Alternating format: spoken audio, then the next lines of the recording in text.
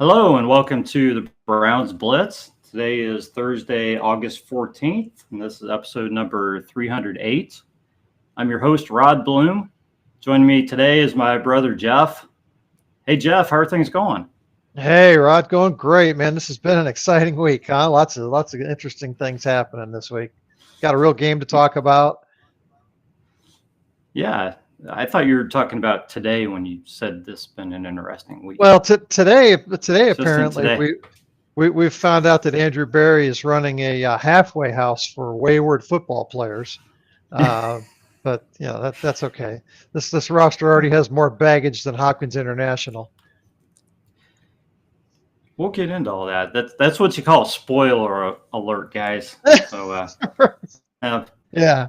Joining us is our guest and my friend Jack McCurry. Jack is the co-host of the Dogland podcast. Is that correct, Jack? Yep. Okay? And your website is also the Dogland, where you guys write, correct? Yep.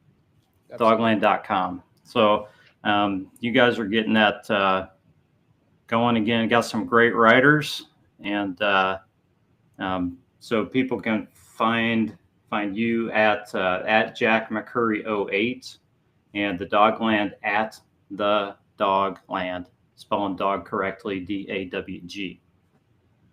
Yes, sir. How are things going, Jack? It's great having you. It's good, man. Thank you guys again for having me on. I think this is my third go around on the Browns Blitz. Always enjoy sitting down and talking with you guys. But man, life's good, and the Browns always give us content to talk about, including today. Like Jeff, that's for sure, gave us the spoiler. But yeah, great to be on with you guys again. Absolutely, good to have you here. So guys, Jeff, I didn't get a chance to ask you. Are you drinking anything tonight? Yeah, I'm just recycling one that, we've talked about in the past. Well, Jack's drinking water, so unless it's some kind of special water. Nope. Oh, it is kind of special. It's clean. In a good mug. That's special. Yeah. That's nice. We definitely give you a good grade on that, Jack. So Jeff, do you want to talk about yours? Sierra Nevada Trail Pass IPA. Okay. Yeah, I covered this a few weeks ago. I don't think I need to go through it again. Gotcha. Like we've been saying there's only so many non-alcoholic beers out there that I can talk about. So, yeah. Well, this is kind of interesting because I told Jack I pulled this beer out of the fridge. I've had it in there for a while, which kind of happens sometimes. Some get kind of shoved in the back, and I'm like, yeah, I'll try that at some point. And it's this. It's a plum vanilla lactose, and I started So I started turning the can around. I'm like, who's the brewery on this? And it's Urban Artifact, which is down here, I think in Dayton or Cincinnati, and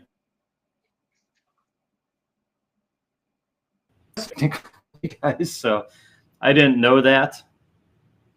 Or I probably would have picked something else, but it tastes pretty good. So I brought a backup beer just in case I didn't like it, but it's doing fine. Okay. So, all right. Cheers, guys.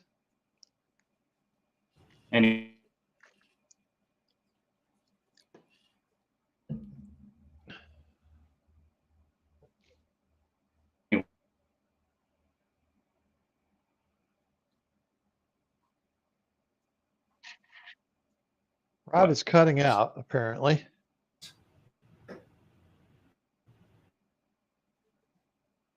That's gonna do it for the.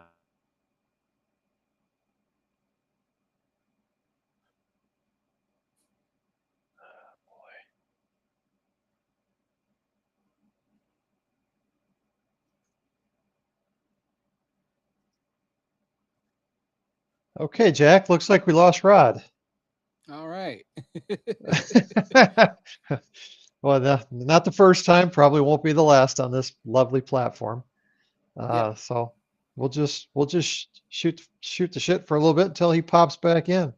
Yeah.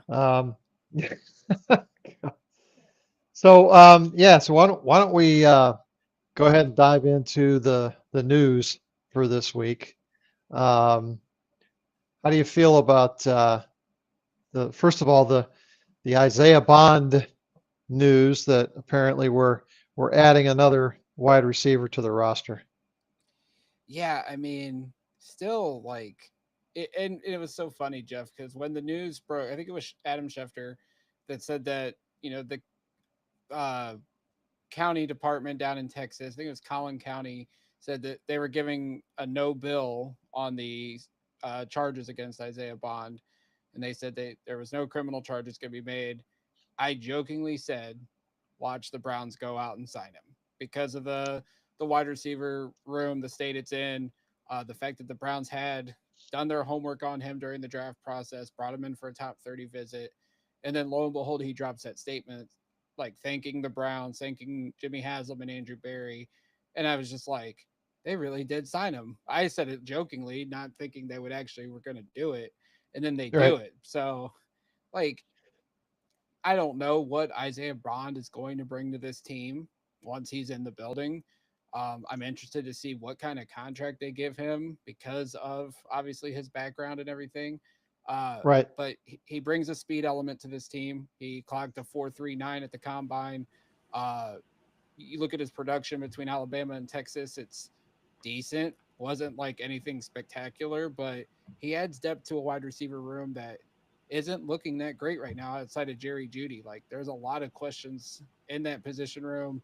So it'll be interesting to see what Isaiah brings, how fast he can get ramped up because the Browns need help at that wide receiver position behind Jerry Jeudy. Yeah, we've been talking that we thought there was probably another move that they were going to make in that room. Um, Yeah. More along the lines of a trade, somebody, at the roster cut down deadline, the cap casualty. Um, but this almost feels a little bit like maybe there was some sort of a handshake agreement going back to the pre-draft process that, should things work out like this with Bond, that the Browns were all in on bringing him in. So, um, yeah, it's not a big surprise. It's kind of turned into our team MO now that we give guys second chances. And I'm not necessarily opposed to that, but this is starting to turn into a kind of I don't know, feels a little bit like we're reaching for guys. A little bit of desperation. I told Rod this afternoon when I heard about this that when we were kids, the Raiders were the guys that the team that always brought in the bad boys, right? If you were shunned by the rest of the league, you had a home with the Raiders. It's starting to feel like that's the Browns organization now, and that's not necessarily a place I like being. No, I don't like being there either. I mean, I understand you're not going to have a team of choir boys, but it just seems like Andrew Berry's focused on talent and trying to add it any which way. We saw them bring in Kadarius Toney last year. That didn't work out. You look at the other guys that they've brought in during this regime, Malik McDowell, Perrion Winfrey. You hope Michael Hall kind of put whatever happened last year behind him. Really hope we can get some kind of injury update on him pretty soon. And now you look at Isaiah Bond, you look at Quinshon Judkins, who I'm sure we will get to here at some point during the show, but it's just talent trumps everything when it comes to Andrew Berry. And it's not necessarily a bad thing, but you also got to make sure you do the homework on the guy, because if you're bringing in somebody with some baggage, there's got to be some kind of like zero tolerance policy. Like, whatever Right. went on in the Yeah. past, leave it in the past, and this is your opportunity for a fresh start. But I think with Bond, especially with the severity of what he was charged with, ultimately he didn't get charged criminally with it.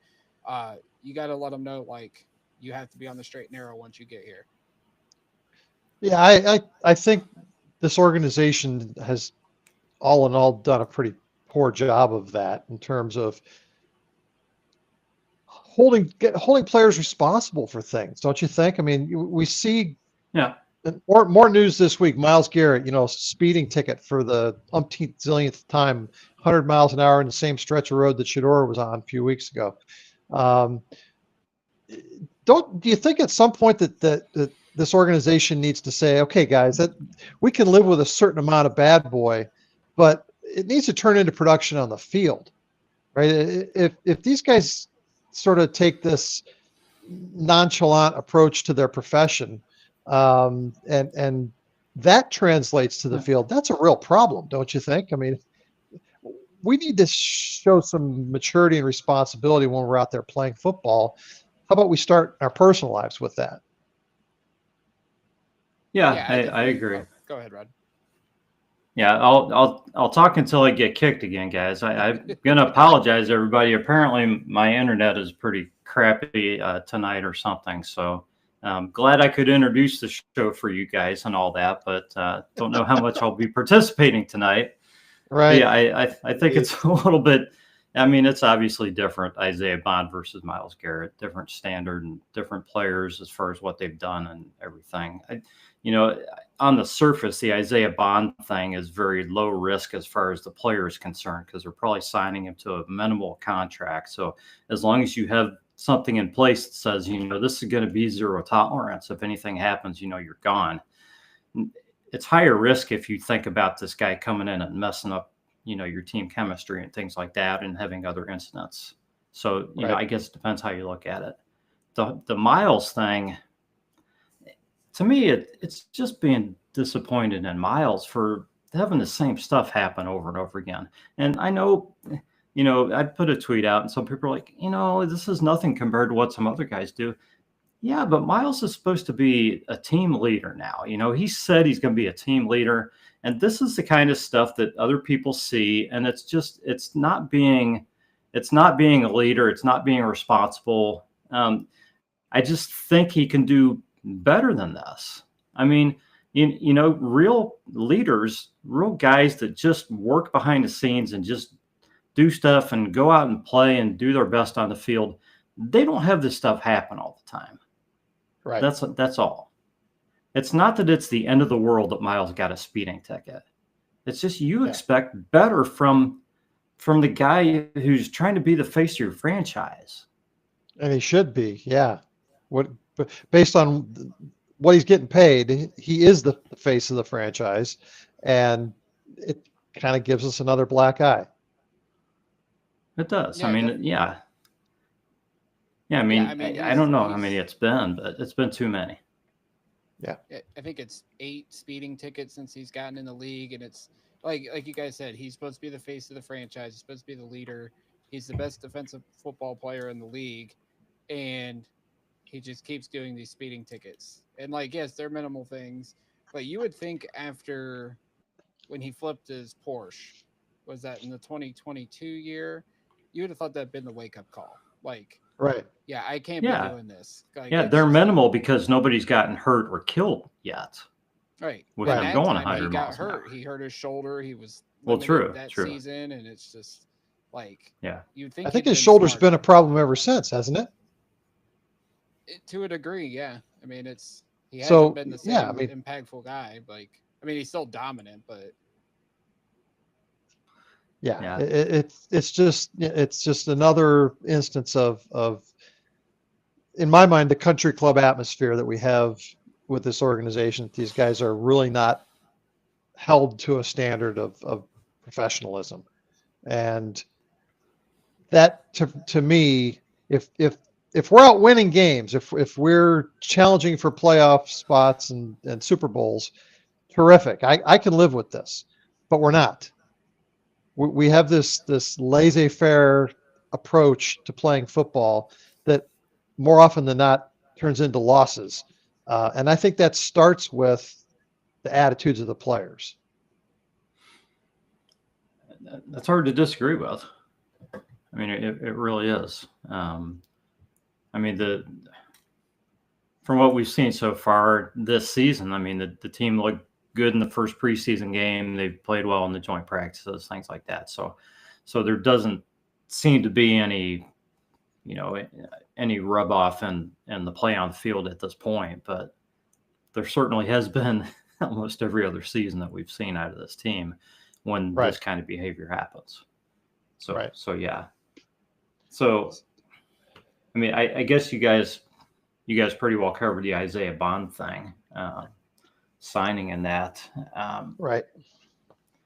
So I don't want to beat a dead horse there. So, Yeah. Quinshawn Judkins, case was dropped against him.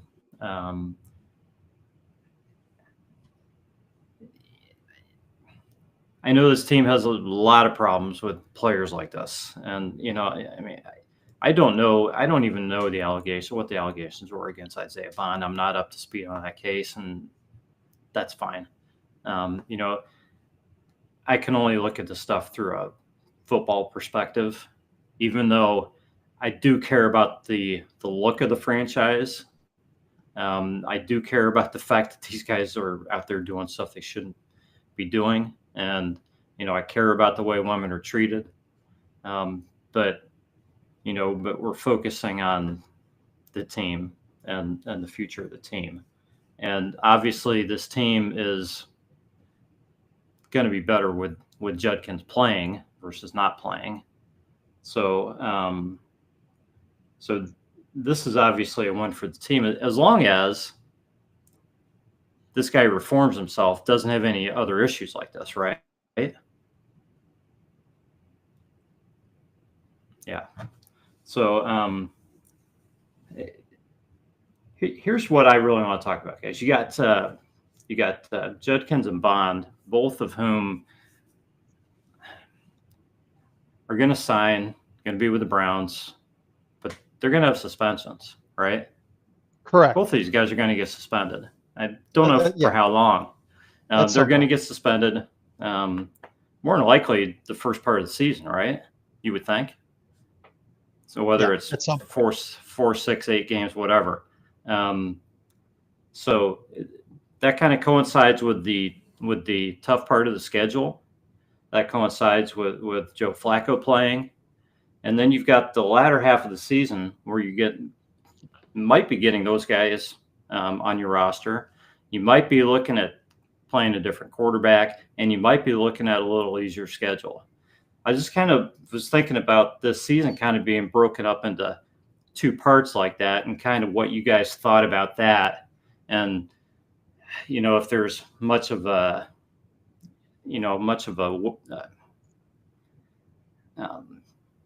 any specific way you would look at attacking those 2 parts of the season and what that means for the Browns season as a whole, that it's kind of split up like that. Yeah. So Jeff, you want to go first? I would just say that you have to play with the guys you have, and the first few weeks, it's going to be tough sledding, trying to get wins against some of the opponents that we have. And I have never expected the Browns to play their best football in the first month of the season anyway. I think what that'll do is just sort of take the pressure off of all the younger guys. And then as these other guys get brought aboard, there won't be much pressure on them. So, yeah, it's going to be a good season to evaluate and to gain experience for some players. But it's kind of sad that we're sitting here, week 2 of the preseason, and we're already making excuses for this team.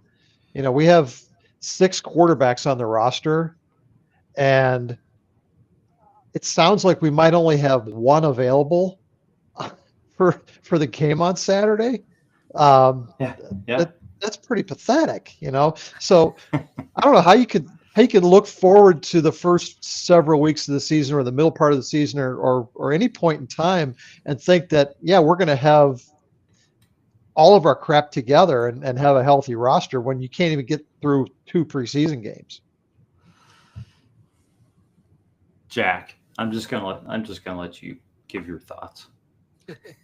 I mean, I get what your line of thinking, Rod, like splitting the season into 2 halves, and then you're trying to bring guys along like a Judkins, like a Bond, who may or may not get suspended. I know the league is still investigating the whole Judkins situation. You got to think about what the team vibes are going to be like once these guys come back into the fold and get involved with the team. Like, you look at that beginning of the season, how tough it looks like on paper. If this team's 1-6, 2-5, like the vibes are not going to be good in that organization. Veterans are going to be checked out. The rookies and the young guys might be looking. They want to play. They want to try to put some good tape out there because they're going to be part of the future. They need to look good to be part of this organization or whatever the rebuild might be or anything. But yeah, like if they somehow get off to a great start, not even a great start, if they're 3-4, 4-3 through the bye week or leading up to the bye week, and Flacco's playing good ball, the defense has come out swinging, and then you get a Judkins back who can inject some life into that running game potentially, like that'll bode well. That'll give guys some confidence because of what Judkins did at Ohio State, looking at a football perspective. But yeah, I mean, when you look at the schedule, like the Browns have to start well because they don't start well. All the excuses we're making for this team right now, it's not going to mean anything if they're not racking off some wins. And it's going to be hard just looking at how tough the season starts out for the Browns. Like, it's why, like, I'm coming in with very low expectations just because there's a lot of questions, obviously, at quarterback, the running game, wide receiver. As good as the defense can be, if the offense doesn't show anything right away in the first couple games, we're in for a long season, unfortunately. Yeah. So, Jack, what are your thoughts at QB? I assume you're good with Flacco starting. I see the shirt you're wearing, so you got the fever. Yes. So, yeah. What are your thoughts on the rookies and playing time and things like that?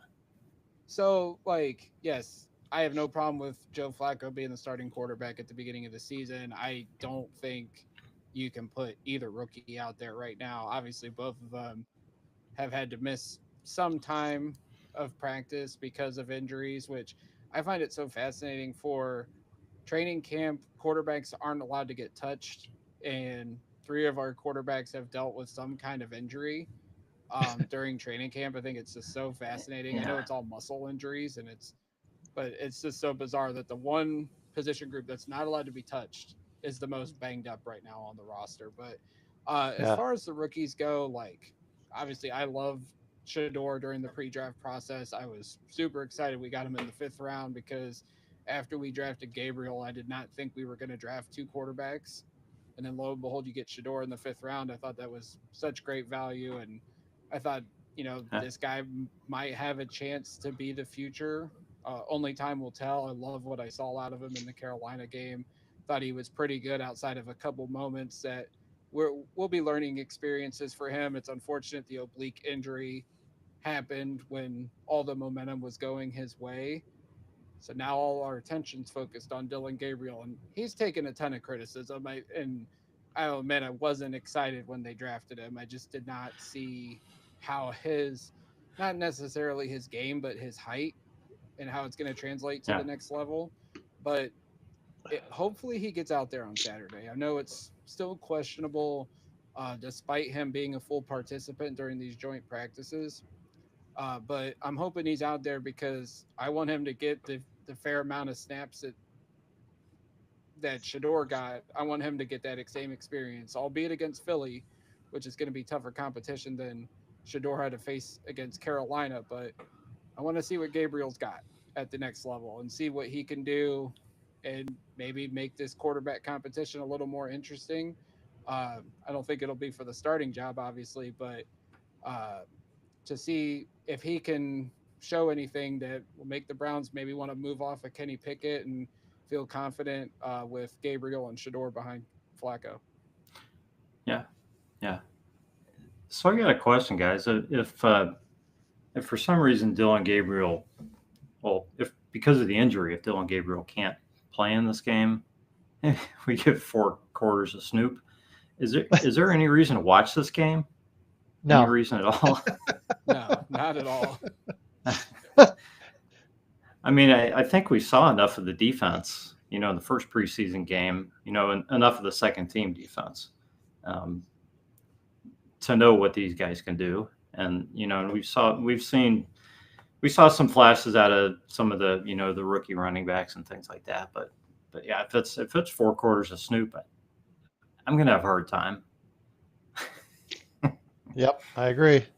I have a hard time watching preseason football as it is. Having to watch Tyler Huntley, no offense to him, but yeah. Yeah, it's no offense. I mean, he's the one guy that we know is not going to be here for sure. Right. So, yeah, and guys, I lumped in Isaiah Bond with Judkins, not meaning that I think necessarily he would have an immediate impact, but I think that he can play the part of just the deep threat. And, if when he does play, if he's a guy that can catch an occasional ball, with that speed, I think it could definitely change the offense. So I don't think he has to be necessarily a great guy. The Browns just don't have that kind of speed. I don't think in the receiving room right now. I think that's the main difference. I think he comes in as a bit more of a long-term project, Rod, in terms of when they would incorporate him into the offense. First of all, his team doesn't really like to turn over plays to rookie receivers. They end up not really getting much opportunity with the Browns to begin with. That's true. That's true. And he had a pretty light college resume, so I'm thinking that if things do work out, which they more than likely will, they'll find a spot for him on the roster somehow. That you have to think more of him as a 2 or 3 year project to develop into your speed guy, your Tyreek Hill type of weapon, right? Which is great. You need to have that. I don't think he necessarily gives us a lot this year. Yeah, I think it'll be interesting. I think he would get some snaps. I don't think you're looking at a high target number. Right. But I could see them running him out there to run routes to stretch the field. Sure. To keep the defense honest. And maybe help the running game a little bit. Sure. But yeah. If they use him in some kind of gadget role, the way they wanted to use Anthony Schwartz, I feel like starting out, like once he finally sees some action, because he, like Jeff said, he's got the speed, and we don't have many guys on the roster with that kind of speed that can change a game. So, yeah, I don't know what the plan will be with him right away. I would imagine, I don't think they're going to try to rush him out to play in that last preseason game. So I think they'll slowly bring him along. Yeah, I wouldn't expect much in preseason, but yeah. Right. It'll be fun, but yeah, it's I think you guys are right. More long term, but just having a guy that I think has hands and speed.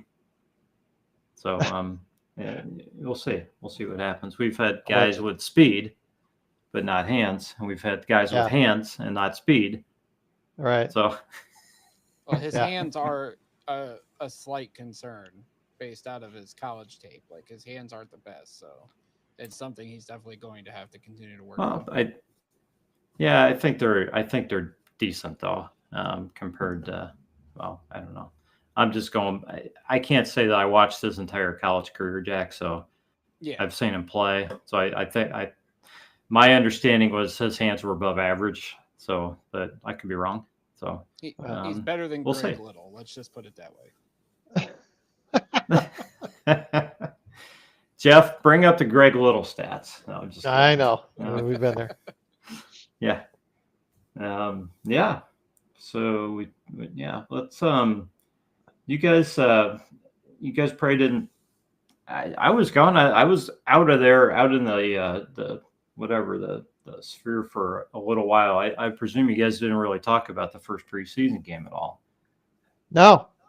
You want to take our break first and then get into that? Yeah, this would be a great time to take a quick break for a couple of messages, and we'll be right back with more of the Browns Blitz. And we're back with the Browns Blitz and our guest Jack McCurry. And we're gonna take a look back at that first preseason game, which feels like it was about 2 weeks ago, guys, with all the stuff going on. I mean, it's been just it's been just about a week now, but almost a week. But man, that was fun. It was just fun to watch because, you know, it was good football out of the Browns. You know, they performed in the red zone. You know, they played nice defense. We saw a lot of bright spots. And again, it's the first preseason game. You know, you're playing against the Panthers. You don't want to go overboard and get too excited, but I like to take the positives out of that game, and you know, and think that hopefully there were some things to build on there. So let me just go to each of you guys and kind of fill me in on what what you saw in that game that you liked the best. So Jack, what's your favorite thing about Shedeur Sanders? I'm just kidding. Just that he looked like he belonged, and I think that was like the one thing I wanted to see was like how was he going to fit in an NFL type offense. And I love that, you know, outside of the couple moments where, you know, he was trying to scramble and he went backwards on, I think it was a 4th down, and he went back like 20 yards. Like he's got to fix that. Yeah, he cannot do that in the pros. And I think Miles told him, like, you can't do that type of stuff in the NFL. Like, we're going to get you. The pass rushers are going to get you. So he's not fast enough for that. Yeah, I mean, but that was the one thing with Shedeur, though. There was a couple times, Jeff and Rod, where he scrambled, and there is some speed to his game. Obviously, he's not as fast as his dad was, because we know how fast Prime was back in the day. Shedeur doesn't bring that, but he's got the ability to scramble. I know he had a solid 10-yard run on a scramble. There's a couple other times where he would extend the pocket and extend the play with his legs. Like, I think that's a thing that if he continues to work on it, that's something that he can add to incorporate to his game, where he's generally known as a pocket passer. If he can use that and use it to his advantage, that'll help extend offensive drives for the Browns. And I think that's very encouraging. I love that he didn't turn the ball over. I love that he kept his eyes downfield and was looking for open receivers, whether it was Larvidan, Davis, Floria, that last throw, which fortunately Floria got hurt on, but the fact that he kept his eyes downfield, pointed at Floria to go downfield, and was able to get it right into his hands. Floria extended and made a fantastic catch. But yeah, just Shedeur looked like an NFL quarterback. And I think that was something that, you know, was a good building block for him to continue to improve his game on. That's why I was just so impressed with his performance on Friday. Yeah, on that scramble, it just felt and looked like he took off at the right time. You know, like he had gone through his progressions, didn't wait too long. He saw his opening and he went. It just seemed like a very seasoned move as to when to run. And he's got enough speed that he can do that without being so fast that he's going to want to do it all the time, which is not what we want. Right. We don't want our quarterback getting happy feet and taking off before he goes through his progression, sees who's open and things like that. So yeah, I agree, Jack. It was very nice. And Jeff, we'll go to you. There's been a lot of talk about Shedeur and his performance. I think I predicted last week that he would have 2 touchdowns and 4 sacks. Well, he only got sacked twice, but I was pretty close on what he could do. So I think it was encouraging. I think it was a good foundation to build on. Just a few other takeaways on the game itself. The Panthers, I thought, played more like kitty cats. There wasn't a whole lot of fight in them. So I think we kind of dogged them as a team. The 3 key takeaways for me were, We won the turnover battle 2-0. So we took care of the football, Yeah. and we forced a couple of turnovers, which the punt muff that was like the most exciting play that I've seen, the Browns past 3-4 seasons probably, because it was our MVP, Corey Bojorquez, putting us in that position once again. So anyway, Great to see the him turnover, back on the field. yeah, the turnover thing is key, really. That will keep us in games if we can do that. On the penalty side, we had 6 penalties for 34 yards. So all in all, pretty clean for a preseason game, right? And I thought the other thing was that the Browns, without really trying all that hard, did a pretty good job of running the ball. They split it up among 3 young guys, three end of the roster guys. So we outrushed them 125 yards to 40, which, if we could do that week in and week out, again, that gives us a great chance to win.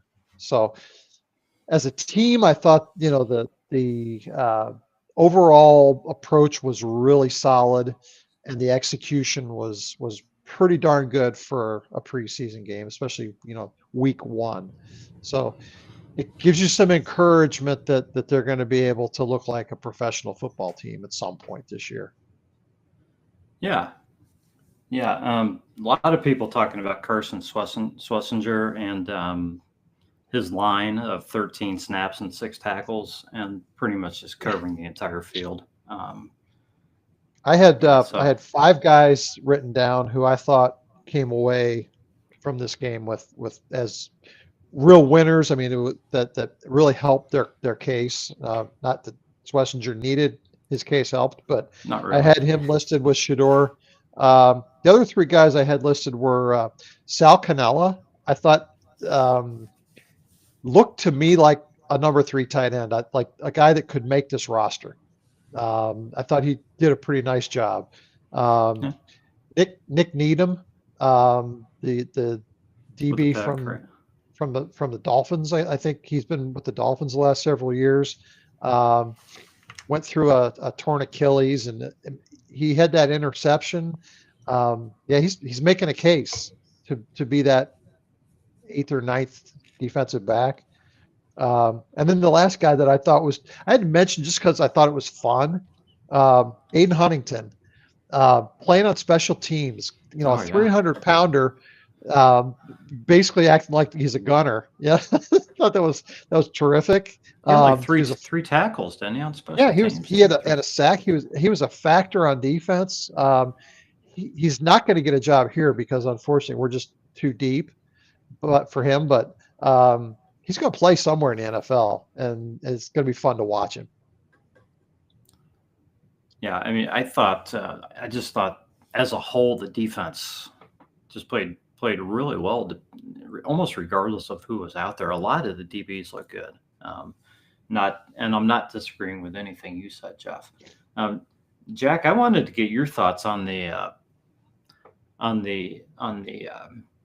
third. I'm assuming the Browns are going to go with 3 running backs. Kind of on your thoughts on if we think there's a battle there for that 3rd running back spot. Pierre Strong against the 3 guys that we saw on Saturday. Amani Marshall, Toa Tua, and I'll be honest, I can't remember the other guy's name because he was recently signed. Travion Williams. Travion Williams, because if I know you probably know all these guys very well. I try to know them, that's for sure. Yeah. I mean, I thought they all flashed and all showed something in the game. So kind of just wanted to get your thoughts on, what you thought of them and what direction you think the Browns might go. Yeah, I was definitely skeptical of how the running game was going to look, just because by all accounts in training camp, like the offensive line depth hasn't looked too promising. But the running game looked good. Like you said, like Marshall, Tawa, and Williams, they all played fairly well. It's going to be an interesting battle because Marshall was a UDFA signing out of App State. Tawa, they just brought up from the UFL, where he was like one of the best Mhm. running backs there. And then Williams has bounced around. I think he was with Cincinnati. I feel like he stopped somewhere else along the way, but uh, we know Ford and Sampson are locks.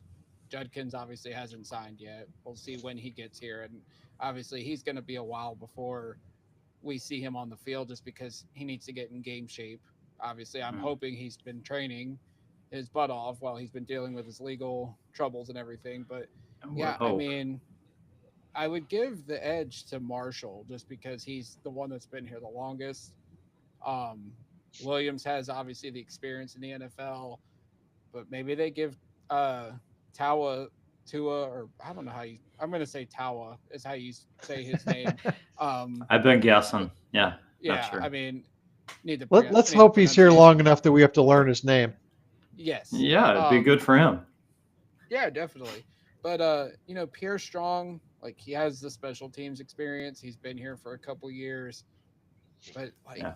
he's been underwhelming. Like there hasn't been anything uh memorable from his couple years here, and I was excited when we traded for him just because he had the speed element and Right. he showed some promise in New England before they traded him here. I would give the upper hand to Marshall. He's a bigger back. I feel like he could be a contributor on special teams, not so much in the return game, but in coverage. If I had to pick a running back, I'd probably go with Amani Marshall right now. Yeah. Yeah. He's got size. Yeah, it'll be interesting to watch. I mean, you got to figure the Browns right now are probably thinking Pierre Strong's got that job, but if Amani Marshall or one of the other guys really plays well, they should have a chance to maybe take that job from him.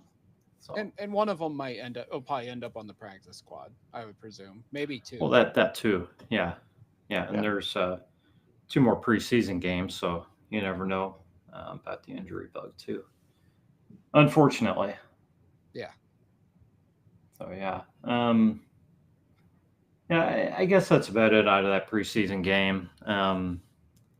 It was just fun to watch. I mean, I was pretty excited afterwards. So just seeing the team play well. I really wasn't expecting that much in that game.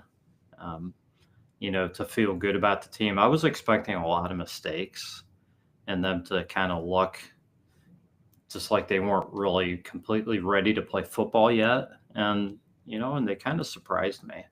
Again, Yeah. not that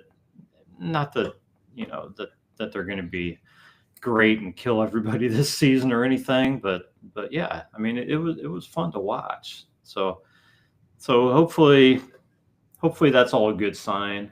And I guess we could talk a little bit about this game coming up against the Eagles. I mean, we've talked about the quarterback, and hopefully we'll get some Dylan Gabriel play. What did Shador play? Was it 50 or 70 snaps? Was what he was supposed to play? I'm not sure how many he actually played. It was supposed to be 50, I think, and he was 50. just short of that. Okay. So if Dylan Gabriel plays, yeah, it could be into the third quarter. What if that happens? What do you guys honestly expect to see? Because I'm guessing it's going to be that we're going to see the same teammates around him that we saw around Shador. I don't think we're going to see any starters again this week. So, what do you guys honestly expect to see out of Dylan Gabriel, assuming that he's healthy enough to play in this game? What do you think, Jack? I mean, it's tough because all the reports from training camp, he hasn't been accurate. I know there's been some drops. Honestly, what I just want to see is I want to see him go out there and have a couple scoring drives like Shador. Lead the offense down the field. Get rid of the ball quick, get it to your guys. Like I think they got to do some stuff schematically to roll him out to find open receivers, because it seems like he's having a hard time behind the pocket. Obviously, his height does play a role in that, especially if he's trying to throw over like a DeJuan Jones or some of these bigger offensive linemen we got. But get him comfortable, get him into situations where he can accurately throw the football, because he did that in his collegiate career. I mean, the tape was pretty evident there between Oregon and Oklahoma and Central Florida. Like, he was an accurate thrower. Uh, but I would just love to see him put together some scoring drives, get him comfortable in the scheme, and just show some potential. Like, he was a top 100 pick. You know, the Browns were high on him, obviously, throughout the process. Um, they have rejected trade offers for him, so that they like Dylan Gabriel. So hopefully if he's out there, they put him in a position to lead, to get the offense down the field and to score some touchdowns. Yeah. What do you think, Jeff? Well, we've been hearing since early on that Gabriel has been ahead of Sanders from the shoulders up. So I want to see him go out and command the offense. If he is really that far ahead from a understanding of things, we should be able to do a little bit more offensively, and he should be able to command that flow of the offense. I don't expect it to be perfect. I know there's going to be mistakes from a rookie and so forth, but I just think I want to see him show me why he's still ahead of Shedeur. If that happens, great. He can stay there. But if he struggles, then there's going to be some questions asked about, why is he still looked at as the number 3 guy? Does the depth chart really mean anything at this point, Jack? I don't think so, because I mean, what was it? When did they release the new one? Monday night. But Monday during practice, Shedeur had more second team reps than Dylan Gabriel. I mean, there's a reason why it says unofficial. It's PR published. I know some people have told me that the coaches have a say on it. I don't think they do. I think the coaches probably get annoyed by it, in all honesty. But it gives us stuff to talk about. Like, the fact that Shedeur was 4th on the depth chart again, like, it's all the media wanted to talk about. And then you bring up the sabotage and the collusion talks again, which I think is just silly. Like, Yeah. these guys are 3rd and 5th round picks. They're bringing them along slowly and trying to develop them into, at worst case scenario, backups in the league.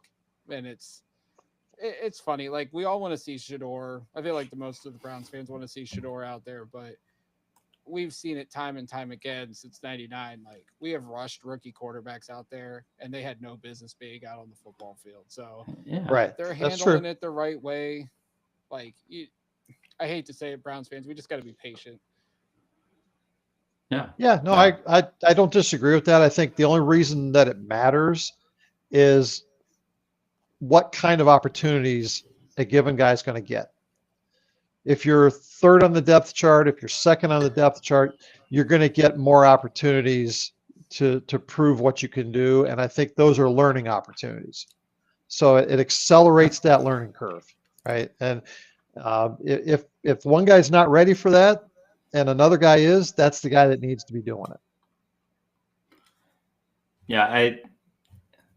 The reason I asked Jack about the depth chart, I don't honestly think it matters right now. And I think that depth chart is going to undergo some changes.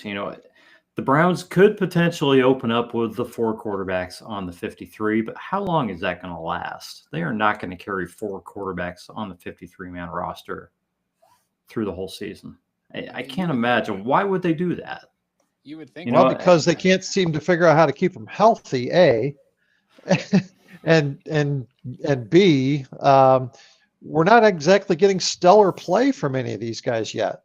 So we need to see that 1 or 2 guys are going to be able to carry the load for the season. And I'm not convinced of that yet. I mean, Flacco's put it together these last couple days, and I think he should be the starter. But when the in-house radio station keeps giving a case for Kenny Pickett, it just makes me wonder, like, the organization wants to see him for some reason.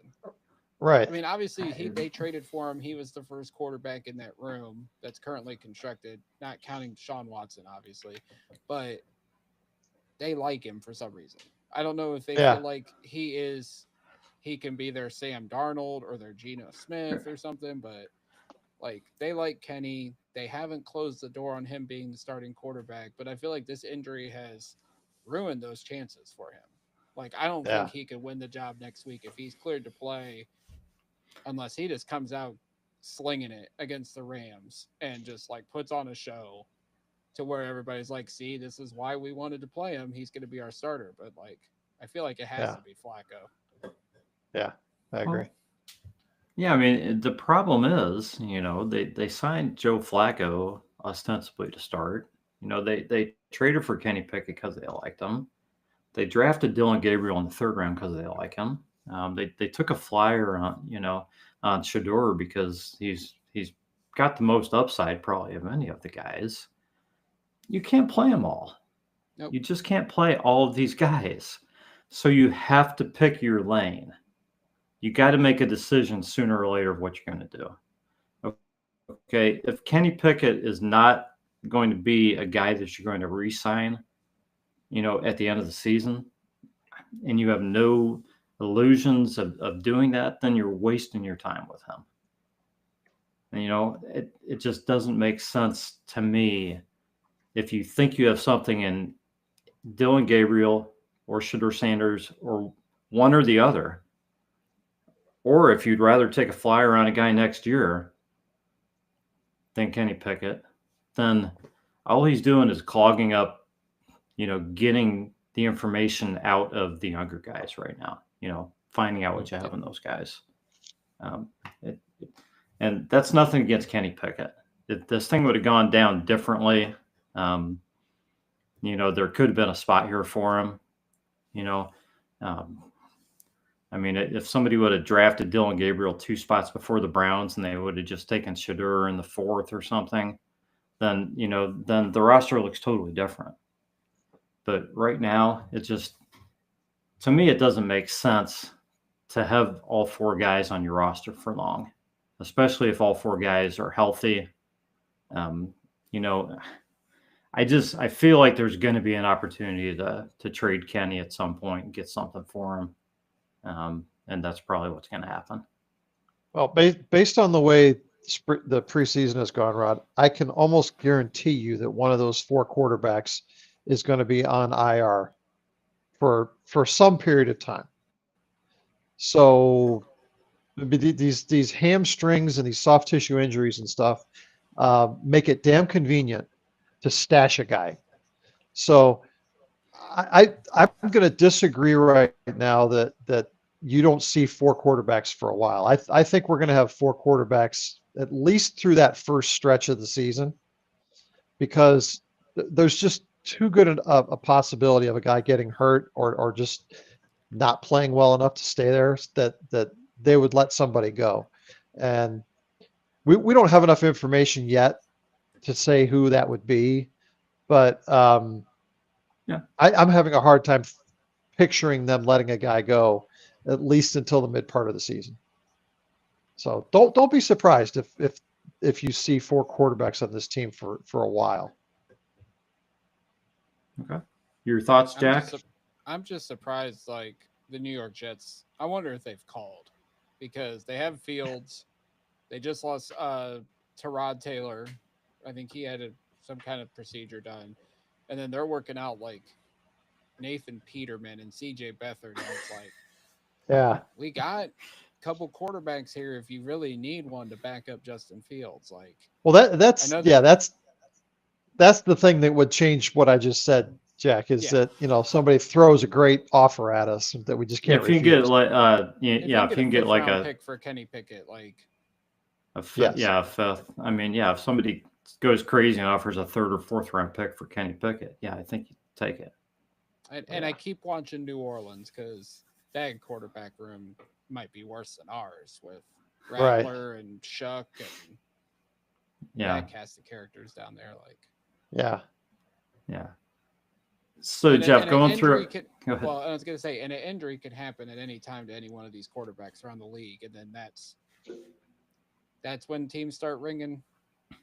Yep, you're right. Well, we do have Tyler Huntley too on the roster at this point, so we might be able to get something out of him potentially.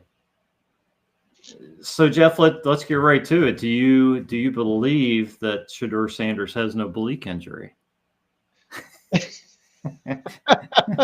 It just feels damn convenient to me that the whole national narrative right now is that Shador should be our number one quarterback, and you want to get a look at other guys. You don't want him playing this week, and he suddenly suffers a mysterious oblique injury. Yeah, look, I hope it's nothing, and that he can just bounce back from it, because I don't want to see him lose any time. Yeah. But it feels real convenient to me that that whole narrative of play Shador just got silenced because Oh, he he's got hurt. hurt. He's hurt. We can't do it. Just can't do it. Right. That's the only way you're going to silence it. Jack, are you buying the conspiracy theory? I have a yes, because I have a conspiracy theory that I've been discussing with my friends this week. Part of me wants to say, guys, I don't know if Kevin Stefanski is a Shador Sanders fan. He doesn't feel like it. He doesn't. Doesn't. Exactly, Jeff. And when they drafted Dylan Gabriel, we were doing a live draft show, and we were reading the scouting reports, and I was like, he feels like a Kevin Stefanski type quarterback. And Shador feels like a Stefanski type quarterback to a degree, but I don't think Stefanski likes and I'm not calling Shador a prima donna. He doesn't like the guy that's brings all the attention's got all the swagger. Like, we know him and Baker's relationship deteriorated. I think him and Watson had somewhat of a relationship at the start, and I feel like that deteriorated. He wasn't a fan of the Jameis Winston experience. It's that guy that's got that aura, that presence, that that moxie. I don't know if Kevin Stefanski likes that kind of guy in his quarterbacks. Yeah. And I just can't help but wonder now, oblique injuries don't happen often with quarterbacks. It's more of a baseball type injury. And then lo and behold, the whole football world is Shador, give him more. And then all of a sudden he's hurt and now he's sidelined. I did find it very suspicious. So I think next week will be, once they get back to Cleveland after the game on Saturday, it'll be interesting to see what transpires with that whole situation then. So Jack, tell me, who would be the right quarterback for Kevin Stefanski? Because, my gosh, they tried everything they could to get Kirk Cousins here, and he wasn't coming. So is there anybody else in the league that would work for Kevin Stefanski that would fit with him? Other than Kirk Cousins, I can't. Is Case Keenum still out there somewhere? He's probably backing somebody up this season. I feel like he's in Houston with C.J. Stroud. Oh, yeah, he wasn't he? But yeah, I don't know who's the perfect Kevin Stefanski type quarterback. Maybe it's in the draft, but maybe Kevin won't even get to that opportunity if things don't go well this season. So, I don't know. I just feel like Kevin's been able to work with every quarterback except one and have success with it.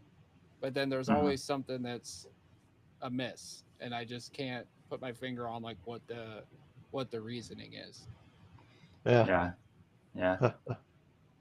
Well, Jeff, you've got a segment. Let's get to your segment, because we've been going for a while.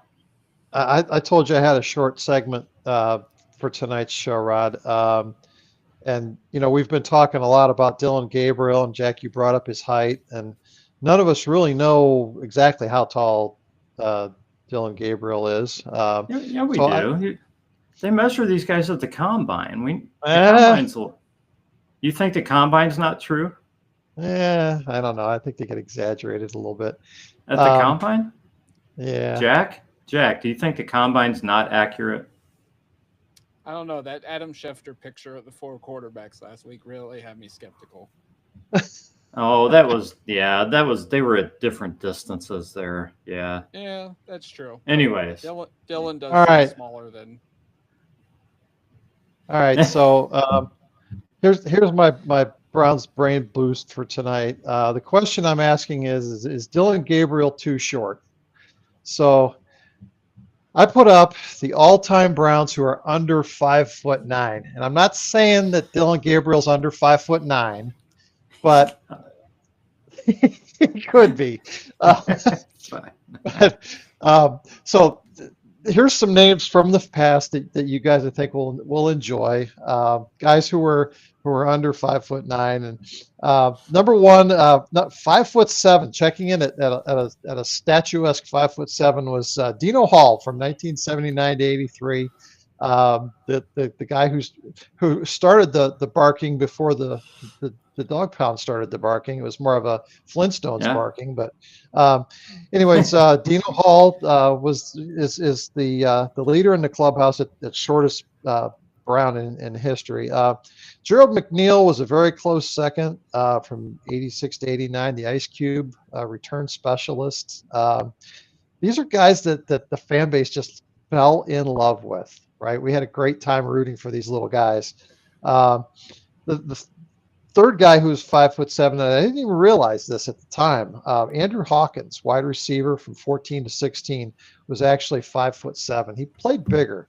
And then JoJo Natson had a cup of coffee here.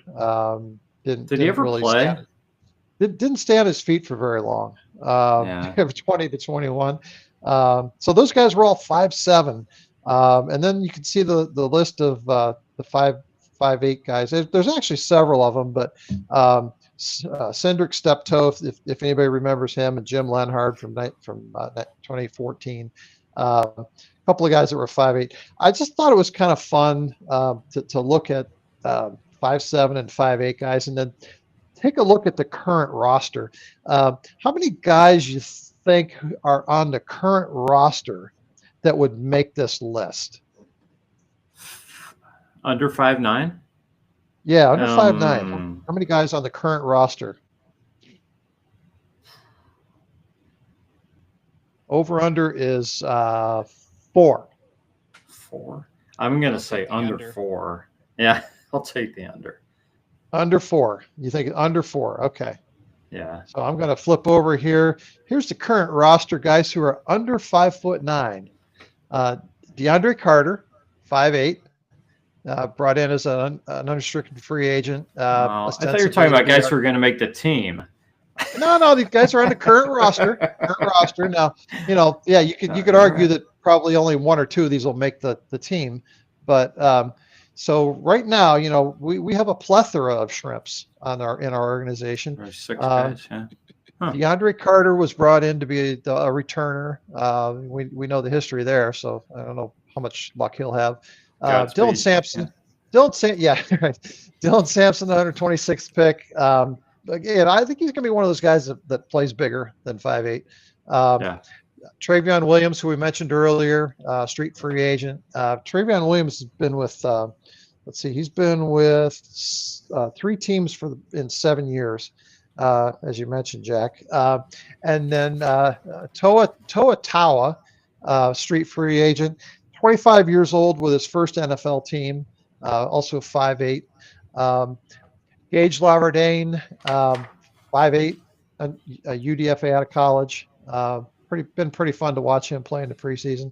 And then I'm putting Luke Flory on this list because in my mind he's going to be back. The only reason he's not around is because of the injury. But you could say 5. You could say 5 still on the roster as of this very moment. But yeah, so I think 5 to 6 guys on the current roster who are under 5'9". So anyway, that's your all midget team for the Cleveland Browns this year, and your Browns blitz for this evening. Okay, so Jack, we were wrong on that one, which happens a lot when Jeff does his little brain boost. But these are typically set up to stump you, Jack. Yeah, I have a new conspiracy theory. Andrew Berry signed all those guys to make Dylan Gabriel feel taller than he is. There you go. Yeah, that could be. We need a picture of Dylan Gabriel with those guys to see how tall he really is. Yes. Yeah. I mean, yeah, the combine had Dylan Gabriel at 5'11". So What, I'm was not that with saying that's cleats right or wrong. without cleats? Yeah. Well, you would think they'd measure them in their bare feet, but I would think they do. I have no idea if it's accurate or not. I always assume that the combine gives accurate measurements. I mean, they don't you know they don't put out a guess at their 40 time or their how many reps they get at 225 or anything. So you would think that their height and weight would be accurate. All I Yeah, remember is I think it was Tony Rizzo. They were at the combine the year Johnny was out, and Rizzo said Johnny walked by him, and they said he was 5'11" and 3/4 or whatever. And Rizzo goes, he looked tinier than that. So maybe the Yeah. combine does lie about the height. I'm not going to say they don't, but Right. Just remember, it's not the size of the dog in the fight; it's the size of the fight in the dog. That's right. Let's That's right. see what And- Gabriel has this week. yeah, we will find out. Definitely find out. So, all right, nice job, Jeff. You win again, and and hopefully we'll find out. Hopefully we'll find out Saturday in the preseason game against the world champion Eagles, who the Browns have been knocking around in practice a bit. So hopefully they'll do that a little bit in the game too. So Jack, it's been great having you. Let's get some final thoughts here tonight, and you're the guest, so we'll let you go first. Yeah, I mean, thanks for having me on again, as always, guys. Gosh, as far as the Brown season goes, I said earlier in the show, I'm coming in with low expectations. I think the start to the season is going to be so tough. I don't know how they're going to dig out of the hole. Maybe they'll come out and surprise us, and the defense will put us in situations to win a couple games we're not going to, but with so much uncertainty in some spots on the offense, I just think we're unfortunately in for a long season. Hopefully I'm wrong, but I'm just hoping that second half of the year we get to see either one of the rookies stand out and hopefully give us some hope going into 2026 that we have, whether it's Gabriel or Shador, the long-term answer at quarterback. But yeah, I think it's going to be an interesting season to say the least. Yeah. Jeff, your closing thoughts? They are never dull, Jack. So yeah, things to watch, I guess, Saturday. It's probably going to be a pretty boring game. But the lines have held up pretty well in the joint practices this week against the Eagles. So I want to watch if that continues in the preseason game. If our guys can move the Eagles lines, that'll tell me something. I guess as far as predictions for the game, if Dylan Gabriel plays, I hope he's successful. I think there's a big difference between playing against our number threes and the Eagles number twos, if that's how the game starts. So it could be tough sledding initially for him. We'll see what happens. Watch the game and see what the takeaways are. Rod, do you want to mention our plans for the game? Yeah. I got two things, Jeff. First of all, Jeremy wanted me to mention how well Mason Graham did in that preseason game. He had to go to bed early, so he's not able to mention that. So yeah. So yeah, Jeremy, we didn't forget about that.